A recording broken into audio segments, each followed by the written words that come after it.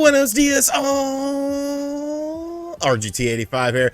Hope everyone is having a great day. We obviously had a ton of video game news yesterday. Literally while I was editing one video, more news dropped about Breath of the Wild 2. So then I was like, screw it, I'm just gonna upload two videos back to back. So I uploaded two videos yesterday. If you missed any of those, be sure to check them out to hear my thoughts on both the PlayStation Plus situation, which we're going to talk about in just a minute, and Legend of Zelda Breath of the Wild 2 getting a delay. If this is your first time on the channel, be sure to hit that subscribe button. If you enjoy the content, like and share it around. But without any further ado, let's talk about what's going on in the world of video games. And we're going to talk a little bit more about some PlayStation Plus stuff, because this obviously was one of the big stories of yesterday. I mean, there was really two stories going on, but this one was sort of the whole Game Pass answer, the whole PlayStation Spartacus. Things that we have heard about happening are now coming to fruition in the month of June. As far as the nitty gritty and the details are concerned, make sure you check out my video from yesterday to hear all my thoughts on that.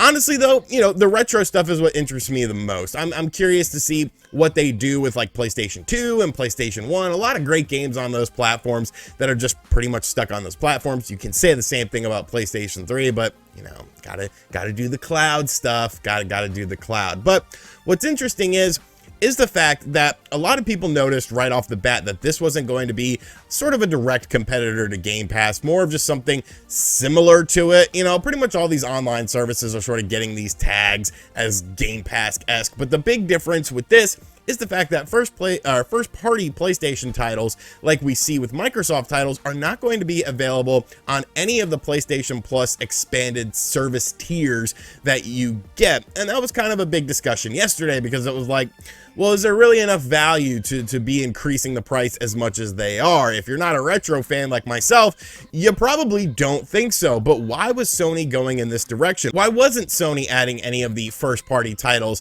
available on day one? I mean, you can make a discussion about games like Destruction Derby All-Stars. Like, that game should have never cost money. It should have been a free-to-play game, and it would have been perfect for something like that. Well, good old Lion Jim Ryan, we all know I'm a huge fan of his.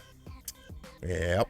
He actually was interviewed by GamesIndustry.biz and gave the following statement as to why first-party PlayStation titles won't be available on the service as of day one.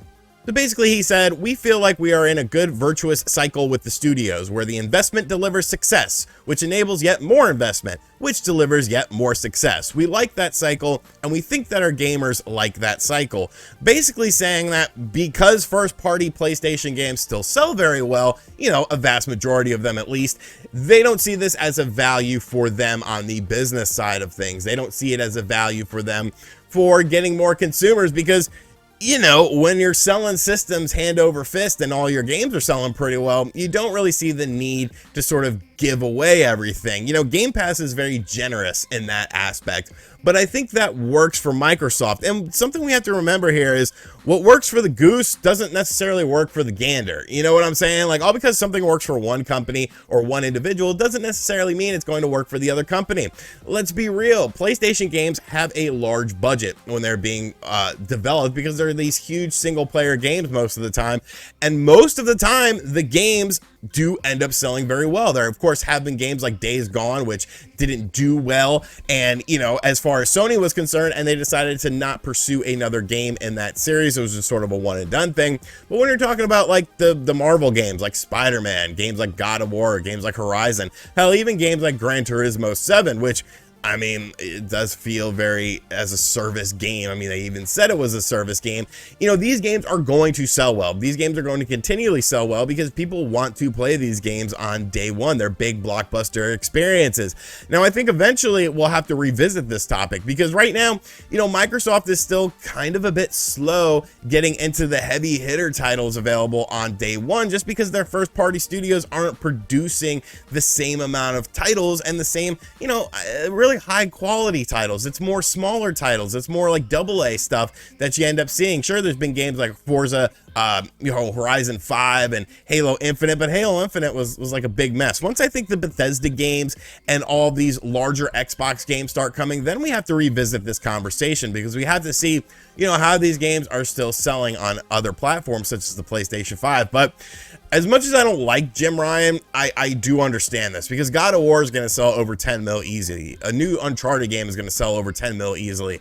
Horizon's selling very well. You know, all the stuff that they've teased, you know, the Wolverine game and stuff like that, these games are going to sell. So it does make sense from a business perspective. It might not be fair to the consumer. Like, I'm not saying that it necessarily is. As a consumer, I want everything for free. I don't want to have to pay for anything. But I do understand Sony's position on this. You're finally on a wavelength with me here, Jim Ryan. I understand this for once. You're still a lying piece of shit. You know, oh, I don't care. Who cares about retro games? Oh, I don't know. You're just adding a freaking retro tier to your service. A lot of people care about retro games, but on this, I will agree with him. And finally, we have to talk about yet another online service that's taking away your money with the Nintendo Switch Online service. Of course, this is a service we've talked about, I mean, a million times on this channel. If you're new around here, I'm not the biggest fan of the world of it, but I do sort of like some things about it, but I think other things need to be improved. And one thing that needs to be improved is the lack of a roadmap, because we have to sort of dig around as to when stuff is going to be added. It just randomly gets added to the service. New games get added, and it's like, you know, a little forewarning, a little bit of a run-up or something. You know, could have developed some hype and people would have been excited. Obviously, Nintendo is kind of in a weird predicament right now with Breath of the Wild 2 being delayed. Their stocks went down 6%, which means absolutely nothing in the grand scheme of things. I just lost a little money because I'm a Nintendo shareholder, because I'm an idiot, and I was just like, yo, I want to own some Nintendo so I could tell them what to do. And I actually own some of them, so I can tell them what to do. Start doing what I say, Nintendo, Jesus. But it looks like we're actually getting some new SNES games added to the service this week, if this is to be believed. Now, there is a scheduled maintenance that was just announced as happening on Thursday, March 31st, which of course is the end of the fiscal year for all, you know, game developers and stuff like that. And the SNES side of things will be having an update to the maintenance of the servers. And the last time we got an update and maintenance on the servers, we ended up getting Earthbound, and of course Earthbound Beginnings for the NES during the last Nintendo Direct, I believe it was. So a lot of people are thinking that this more than likely is an indication that more games are coming to the SNES side of things this upcoming Thursday, which is actually tomorrow. And I am of the mindset that yes, we are going to get some games added to the service. Of course, we don't know what these games are. Hopefully there's some bangers. I mean, I don't know if you've ever looked at the Super Nintendo library, but there's a lot of bangers on that list that are still not available. They're still not available on Nintendo Switch Online. Now, could this also coincide with the NES side of things? Probably. I'm going to guess we're going to get a handful of games for the SNES and the NES, you know, probably like 3 or 4 games, kind of what they always do with this. But I am glad that they are doing this, because ever since the expansion pack was sort of done, it's been, you know, radio silent on the SNES and NES side of things for members of the standard tier of Nintendo Switch's online service, which, you know, that's not fair. I mean, these are the people that were, you know, getting your thing on day one, and maybe they're not huge fans of the N64 or the Sega Genesis, so they didn't upgrade the service. But these are important legacy systems, and with other companies such as Sony going into their back catalog of stuff, this is one of Nintendo's strongest suits, with a ton of great games that people still want to play, that games that still hold up very well today. So I'm hoping for some bangers on this. I definitely think, you know, obviously not 100% sure, but I'm like 99% sure that this does indicate that we're going to get some games added to the service. Hopefully there's some bangers. You know, we'll check them out on the channel, of course. I always have fun sort of crapping on the games that you grew up playing, you know, the games that you love, and I'm like, this game sucks my ass, because, you know, that's just the kind of person I am. But I'm looking forward to it. Hopefully we get an announcement of it very soon, or I guess we'll just get a stealth drop. But it looks like more games are coming, and you can never complain about more games coming. Alrighty, so that is going to do it for today's video. Hope you guys enjoyed it. Be sure to let me know what you think of everything in the comment section down below. Before we go, I want to give a big shout out to my homies over at Knicks Fan TV. If you've ever wondered what this sweatshirt that I wear is, this is a Knicks Fan TV sweatshirt. They are the biggest Knicks fan channel on YouTube.